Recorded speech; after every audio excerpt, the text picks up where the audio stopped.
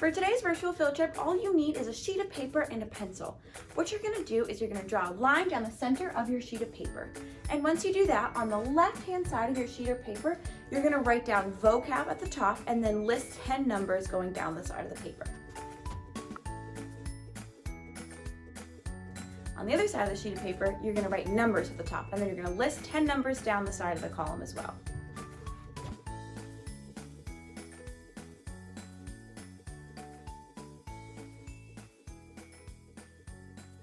Throughout the virtual field trip, you are going to see words popping up on the screen like this and the sound like this.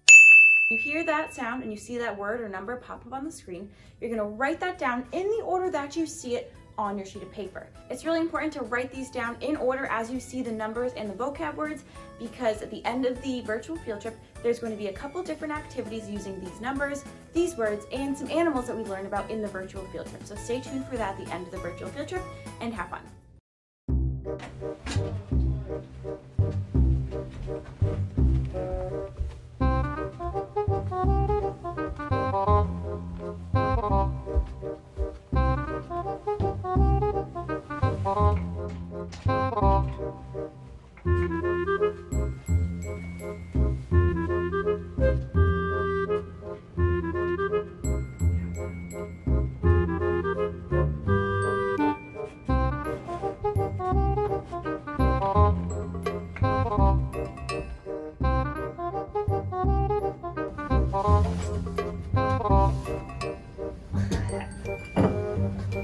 Ethan, where have you been? It's 10 o'clock.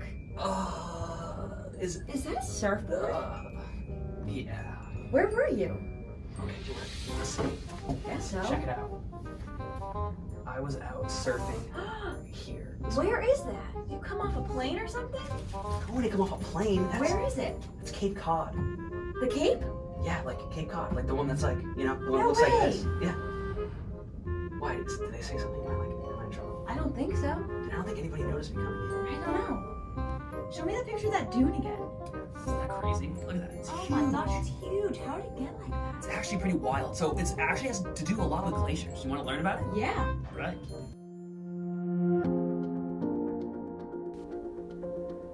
The dunes of Cape Cod are a natural wonder rarely so pronounced on the East Coast.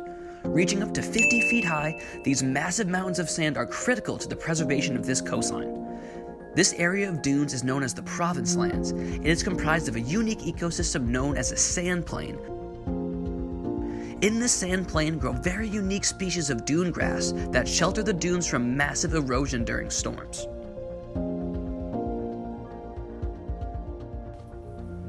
This entire area was once completely forested with pitch pine and black oak, but due to deforestation caused by European settlers, this area now looks as it once did hundreds of thousands of years ago and preserves some unique and rare ecosystems.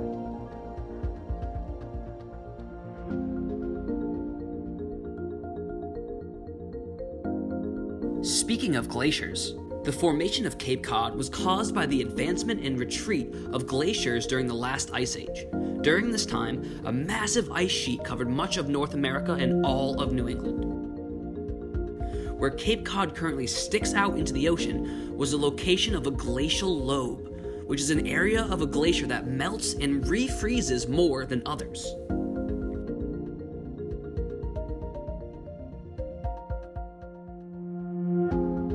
The glacial moraine, which is the sediment built up by the advancing glacier, is what formed the land we now call Cape Cod. This peninsula is basically just a giant pile of sand stuck 80 miles into the ocean.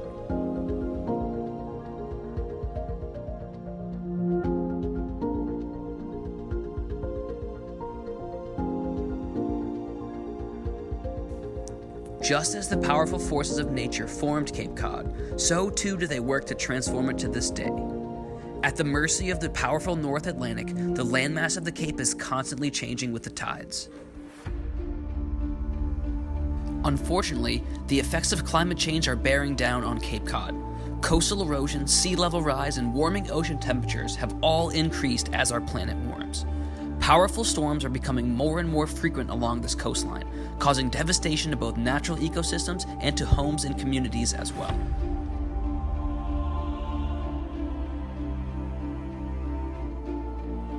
These powerful storms cause massive flooding and howling wind. This, coupled with rising sea levels, causes the Cape to lose about 3 feet of shoreline every year.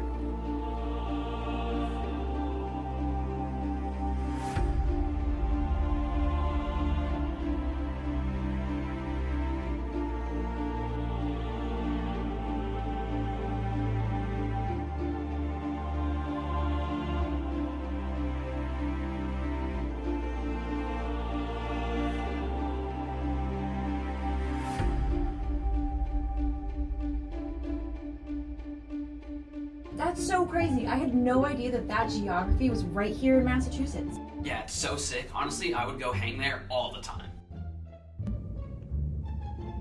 The Cape? The last time I was there was so much traffic and so many tourists and surfers everywhere. Wait, I heard there are so many sharks down there. You never catch me in the water there. Hold on, all right? These people. All right, there are a ton of sharks on the Cape, but that's not a bad thing. That's the way it's supposed to be. And there's tons of other wildlife too. Come here, check it out. The Outer Cape, especially the Cape Cod National Seashore, is home to an incredible array of wildlife. This long stretch of shoreline is a pristine example of a North Atlantic coastal ecosystem. Among the many species that call this area home are over 370 species of birds. Many of these birds are migratory birds, using the seashore as a refuge between breeding and wintering grounds. Some species travel as far north as the Arctic and as far south as Antarctica. Its location at the mid-latitudes and far into the Atlantic make it a perfect resting stop for migratory birds during the spring and fall. One of the more iconic birds along this coastline is the piping plover. This small, sandy-colored shorebird once thrived along this coast, but habitat loss has since driven the species onto the endangered species list. While numbers have increased in recent years, there are still only 2,000 pairs along the Atlantic coast. Its waters host a large variety of fish species, from the schools of striped bass, bluefish and herring, to the massive bluefin tuna and once abundant cod. The Outer Cape boasts some of the most iconic fisheries in the North Atlantic. Thriving on the abundant fish populations are multiple species of seals, including the resident gray and harbor seals and the migratory ringed and harp seals. Gray seals, seen here, are the largest and most abundant species on the Outer Cape, with their population steadily increasing since the signing of the Marine Mammal Protection Act. These marine mammals can reach up to 8 feet long and weigh up to 400 pounds. Though residing mainly in the ocean, gray seals can be spotted resting on sandbars at low tide. However, there are creatures lurking in the ocean that are far bigger than seals. These waters are home to an incredibly dense population of great white sharks. Due to an abundance of their main prey, seals, the Outer Cape is considered to be a perfect habitat for great white sharks. Weighing in at around 2,000 pounds and reaching lengths of 21 feet, this is a fish you do not want to mess with.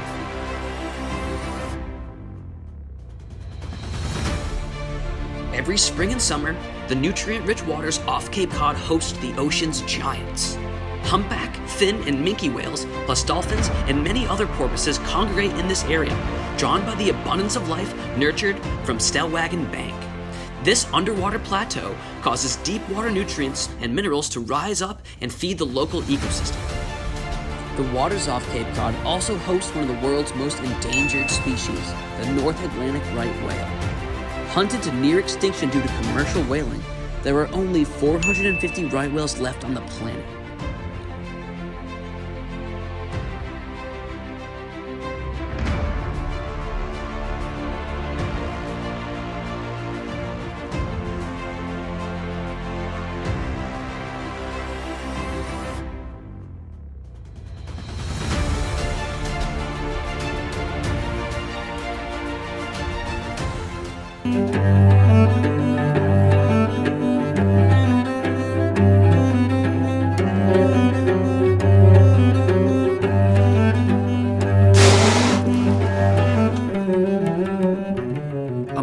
majority of whales located off Cape Cod are known as baleen whales. Differing from toothed whales, these whales use long bristles known as baleen to trap and filter out their food from the surrounding water. Krill, tiny shrimp-like creatures, are the whale's most desired prey. Krill thrive in cold, nutrient-rich waters off the Cape, thriving on the vast scores of phytoplankton. Opening its mouth and swallowing hundreds of gallons of water at a time, the whale then pushes the water out through the baleen, trapping the food behind. Humpback whales use a technique known as bubble netting, where the pod works together to blow bubbles to corral the krill, trapping them in the bubble net, then swallowing them whole.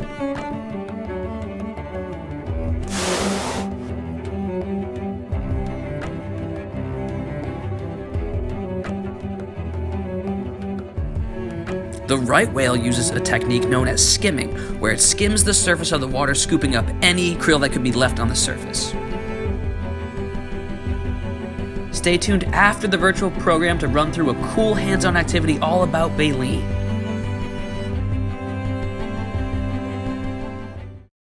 Although the beaches of Cape Cod are among the most tranquil places in New England, increasingly it's becoming ground zero for violent interactions between predator and prey.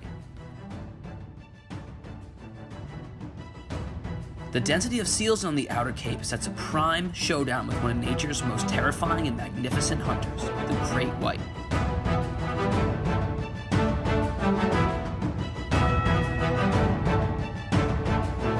Great whites hunt by positioning themselves below a seal and swimming upwards at full speed.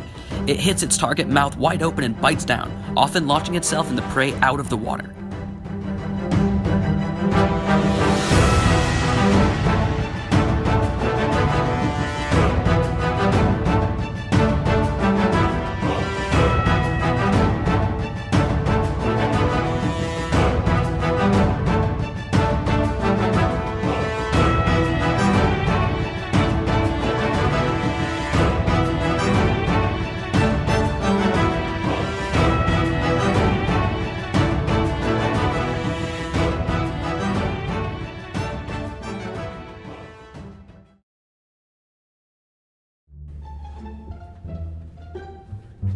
Lunchtime?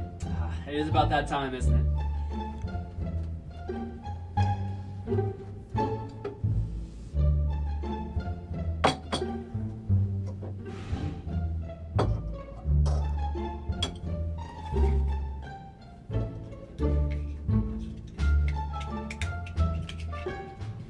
What do you got? Oh, what are those? Oh, what? Oh, What you're is like, that? What? Is that your lunch? Yeah, what do you mean? Is that food? Well, yeah, it's an oyster. An oyster? You've never had an oyster before? Not like that. Oh, that looks so it's gross. awesome. What? No, it's awesome. You want to try one? No, I don't think so. Oh, come on. I'll put some cocktail sauce in it for you. Ready? All Try one right. with me, all right? Okay. I don't know if I you're gonna like promise it. they're really good. I promise. They look a little gross. Don't get me wrong. They look a little gross. It's so slimy. Well, that's the point. And it's raw? Yeah, it's right from the ocean. Straight. I got these when I was on the Cape. Okay. Go for it. Ready? So good. These are really tasty. I can't believe I like them so I much. told you they're so good, and I know the guy I get them from. They're the best, most fresh oysters I've ever had. Well, where can we get them? And can we go get some more right now? You want to go check it out? Yeah, I really do. Let's go.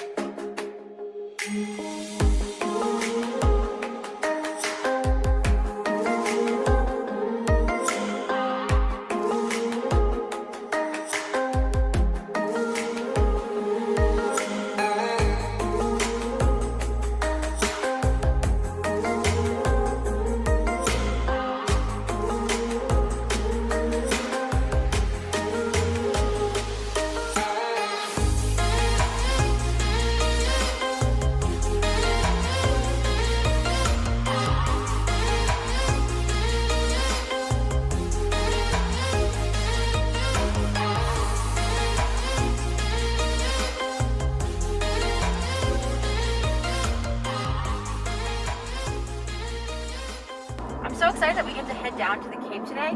I feel like there's such a rich history there that I know nothing about. Ethan, weren't you a history major in college? I was indeed. Did you ever learn anything about the Cape? You know, actually I did, and it has a really, really cool history. Really? Yeah, check it out. Now it's time to travel back in time. The sands of the Outer Cape have a long and storied past. Though most often associated with the sailors and fishermen of the 17th and 18th centuries, the Outer Cape has been inhabited for more than 10,000 years.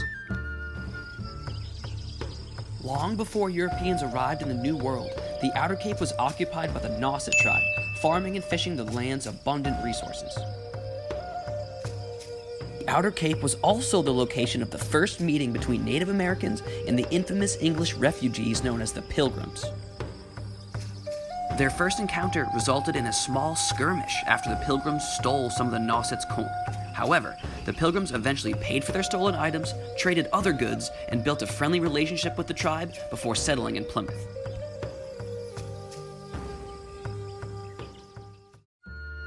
Eventually, English settlers would purchase the land of the Outer Cape from native peoples, drawn to it by its abundance of fish and oysters. As settlements there grew, it became a haven for sailors, smugglers, fishermen, and even pirates. In fact, the famous pirate Black Samuel Bellamy shipwrecked his treasure-laden Spanish galley, the Witta, off the Wellfleet coast in 1717. Caught in a fierce nor'easter, the Witta was smashed on sandbars 500 feet from the beach. After 254 years, the wreck was finally discovered in 1986, yielding almost 5 tons of gold, silver, ivory, and precious stones. It remains the only fully authenticated pirate shipwreck in North America. It's of a merchant's door, they rode up in Callio. Besides the occasional pirate, the real draw to the area was its natural resources. Even before the first settlers arrived, Wellfleet Harbor was known to be abundant in fish and oysters.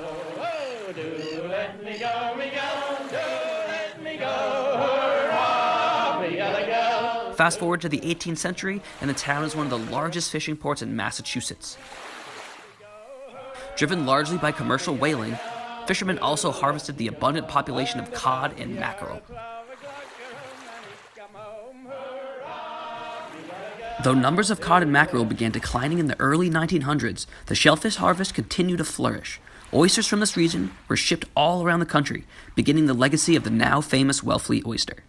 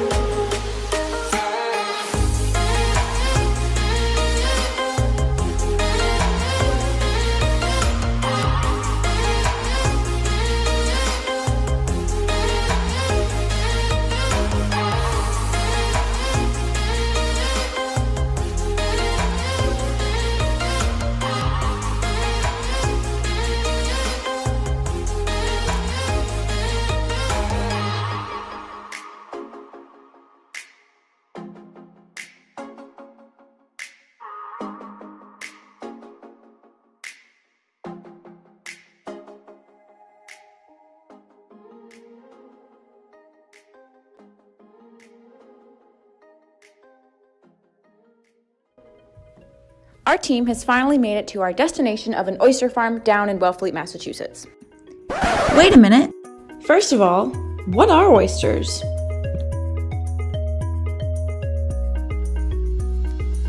An oyster is a type of mollusk. A mollusk is a soft-bodied invertebrate that lives in a shell. When you hear the word oyster, what do you think of? If you're anything like me, you might think of pearls, the ocean, food, or even shells. But did you know that oysters are actually really great for the environment? Let's find out how. We're here with Andy Jacob, an oyster farmer in Massachusetts. Andy's going to tell us a little bit about how oysters are grown, where they live, and how they can help us protect our environment. My oyster farm is located in Wellfleet, Mass. If you're from Cape Cod, this is how you always address Cape Cod. You make an arm. So this is the Cape, and Wellfleet is this hook within this hook. So a lot of the rest of Cape Cod Bay is just all flat sandy beaches, where when you get into Wellfleet, there's all kinds of little estuaries and creeks and just unique little bodies of water. So it lends itself to like a natural habitat for oysters to grow and for clams and all kinds of other sea life. That's where the majority of the farms in Wellfleet are. This whole body of land over there, that's Lieutenant's Island, and then to the left of it is Logie Bay. To the right of us is Blackfish Creek.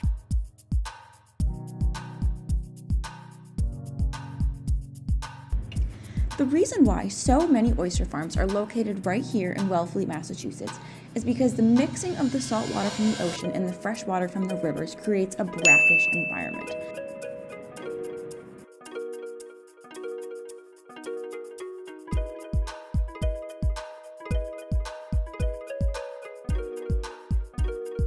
What makes our area so unique is we've kind of got like a cauldron of phytoplanktons kind of meeting up right over here, especially where my farm is. And there's just a lot of nutrients in the water for oysters to grow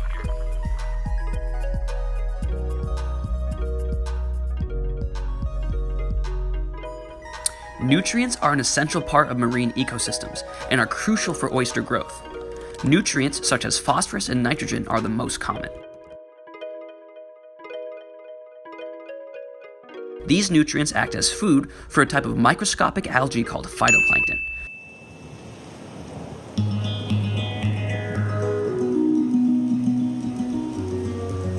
When there's an influx of nutrients, the phytoplankton feed on that and grow very quickly into algal blooms in the water. These algal blooms can harm aquatic plants and animals by creating illnesses, causing bacteria, and starving life of sunlight and resources.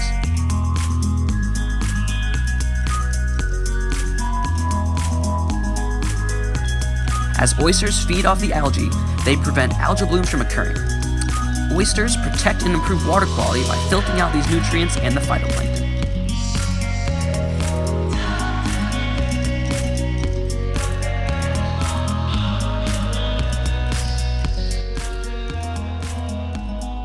I've only been farming oysters for about 5 years, but what makes Wellfleet very unique is the fact that we have a wild fishery. So I've been fishing in the wild or hunting down oysters in the wild for, probably about 15 years.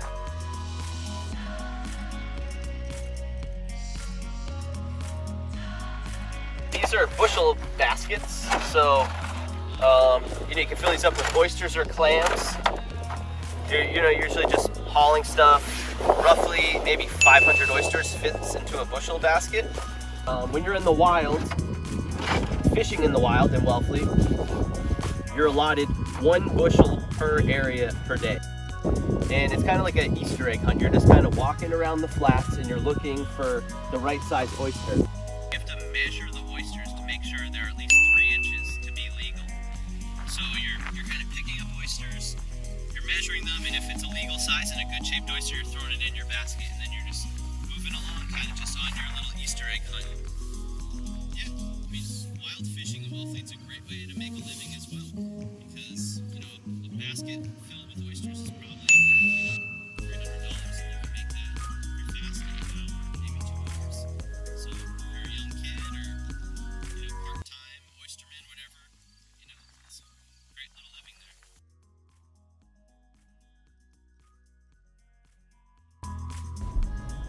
Today, harvesting oysters in the wild does not meet the demand for oysters in stores and restaurants. There has been a transition from harvesting wild oysters to raising them on a farm. Oyster farming began with a man named Sergius Orata. Orata saw demand for oysters growing in Europe, so he developed ways to farm oysters instead of solely harvesting them. Modern oyster farming utilizes some of the same techniques created by Orata, and today oysters are a popular meal throughout the world.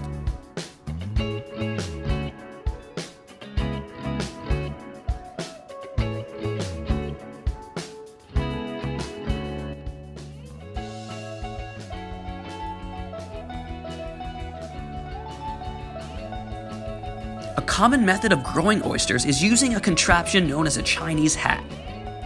Chinese hats are concrete structures placed in intertidal zones to collect wild oysters known as spat. Oyster spat are baby oysters that have attached themselves to a hard surface, just like the Chinese hat collectors.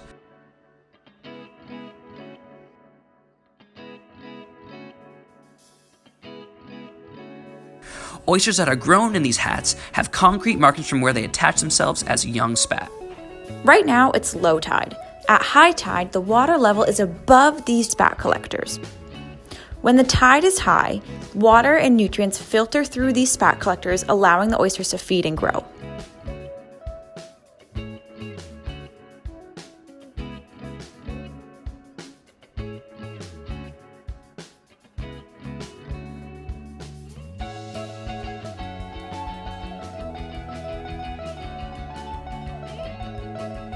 You're just kind of flexing them. You're trying to get these oysters off, and then you're gonna put them into your mesh bag, and they're just gonna tumble around in there for, until January, and that's gonna kind of break them apart. It's gonna toughen them up a little bit, and that concrete will wash off of them. These are all pretty decent looking oysters. So that's all free oysters right there. These are oysters I caught that hopefully next year I'll sell for 60 cents.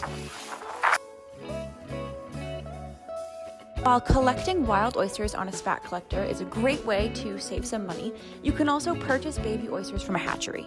A hatchery is a place where baby oysters are hatched or born and then fed a mixture of phytoplankton and other food until they're big enough to be sent to oyster farms.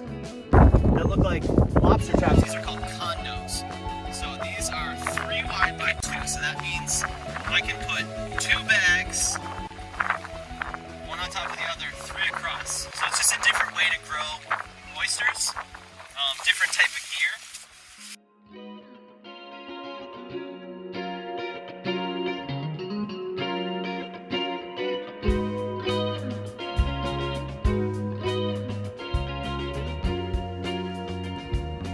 Looking at all the oysters within this oyster bag, you can tell that there's a diverse mix of sizes between all these oysters, even though they're grown in the same bag. This is because all the oysters in this bag are vying for the same resources. Some are larger than others because they've outcompeted the other oysters for sunlight and for food. These oysters will soon be transferred to a bag with bigger holes in it to allow more sunlight in and to allow for more nutrients to pass through the mesh bags, letting those oysters have more access to food so they can grow. While these oysters look pretty small right now, in 8 to 9 months, these oysters will become full-sized and ready to be sold to stores and restaurants. When the oysters in the bags look like they're ready for market, the bags are cut from the aisles and moved to a different part of the farm. These aisles hold oysters that are almost full-size or petite size, both of which can be sold in stores and restaurants.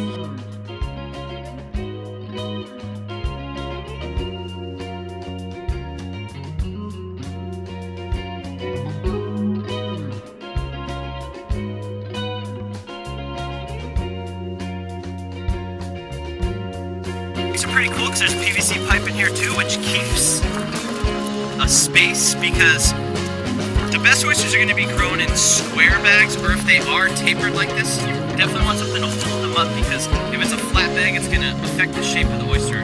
You want to have a beautiful shaped oyster, kind of like these. These are beautiful looking oysters here. They've got nice deep cut, they're plump. When the bags get moved to the other side of the farm, they're then emptied onto trays where they're sorted and they can finish growing before being harvested.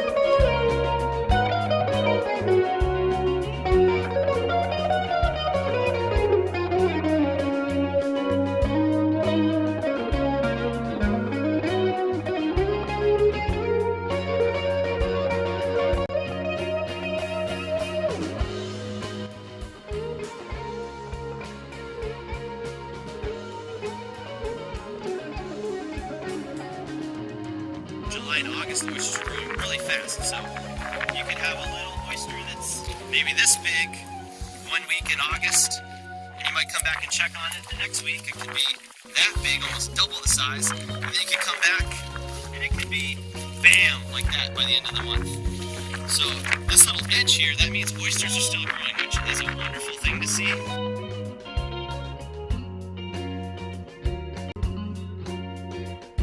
Pretty much what you're trying to grow is, this is almost an ideal oyster shape. You want a nice deep cup, and there's going to be a nice plump oyster in there. It's got a good shape to it. There's another beautiful shaped oyster.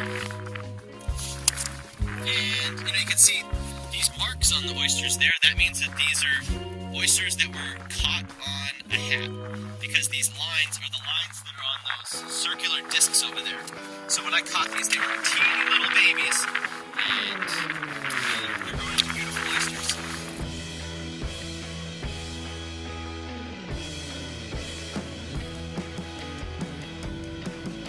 When we're building our farms, we're kind of like creating these little like microclimates for different species to grow in, whether it's like a little area where like crabs are being born, or there's like horseshoe crabs, or we have diamondback terrapins that come through and they can kind of like burrow themselves where our farms are. So yeah, there's a lot of little microcosms going on out on our farms that the gear is creating. The diamondback terrapin is a species of turtle that lives in brackish, salt marsh environments. These animals are carnivores, meaning their diet is meat-based. Their diet consists of fish, marine snails, clams, mollusks, and worms.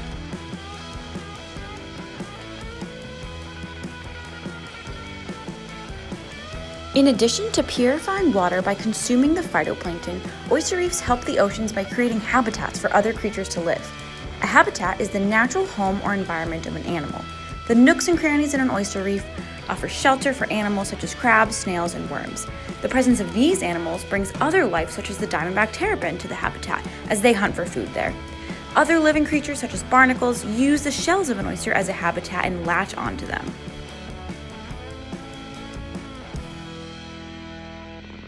Even at low tide, we can find evidence of the abundance of life that exists on an oyster reef as a result of these creatures being here.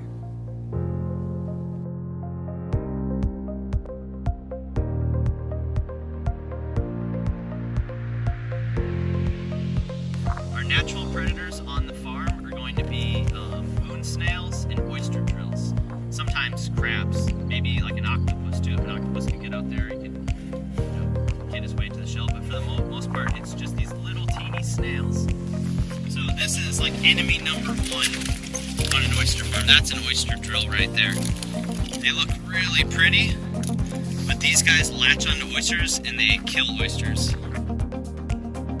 Oyster drills find oysters by smelling them. They use their hard mouths in order to drill holes into the oyster so that they can eat them. Large populations of oyster drills can destroy an entire farm or oyster reef. Unfortunately, warming ocean temperatures as a result of climate change means that the oyster drill can consume oysters at a faster rate. The oyster drill isn't going anywhere anytime soon, so oyster farmers are just going to have to learn how to adapt and coexist with these oyster drills as a part of their farm ecosystem. The oyster drill has its own predators as well. This crab is an example of one, and you'll find these predator-prey relationships in every food chain and in every ecosystem.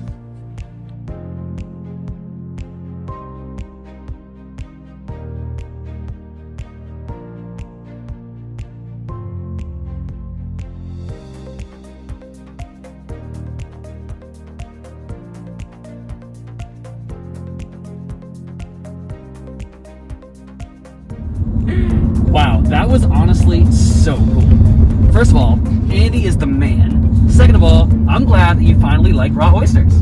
Yeah, I love them, and now I know how important they are for ecosystems as well, so that just makes them even better in my book. So, are you going back down to the Cape anytime soon? Can't wait. It's gonna be so cool. Probably the best work day I've ever had. You know, I wonder, what is Eric and Dom up to today? Haven't heard from them all day. Hope you guys enjoyed our virtual field trip today. As you saw, Cape Cod is home to an incredible array of animals and plants and a really, really unique ecosystem. All right, but as a tourist attraction that's super popular, a big problem that affects the area is pollution. Right, so we want to make sure that we're picking up trash and keeping the place nice and pristine for our animals like our seals, sharks, and whales to live in a very healthy, happy place. And now that you're all experts in the world of oysters, I encourage you to try them out sometime. They may seem really weird at first, but they're a tasty, healthy, and local source of food that you can find right here in Massachusetts. Even if you aren't a fan of oysters, there are still plenty of other local food options that you can get right here in your town. By purchasing food from local farmers, whether it's oysters or fruit or vegetables, you can reduce how many miles that food has to travel to get from the farm to your plate. Stay tuned for our next virtual field trip where you'll be hearing from Eric and Dom as they check out a different type of farm and learn about how that farm is doing their part to help protect the environment.